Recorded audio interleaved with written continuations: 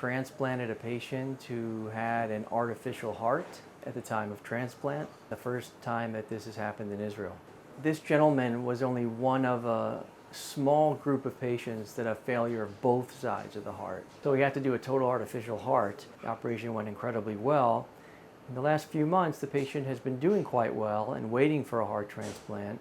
And fortunately, we got him a heart the other night. This really places Sheba among the best heart centers in the world. In other words, the Cleveland Clinic, Columbia, University of Pennsylvania, pick one. It's important for patients now to know that for advanced heart failure, they can come to Sheba and get any therapy, in fact, the most cutting edge therapy that's out there here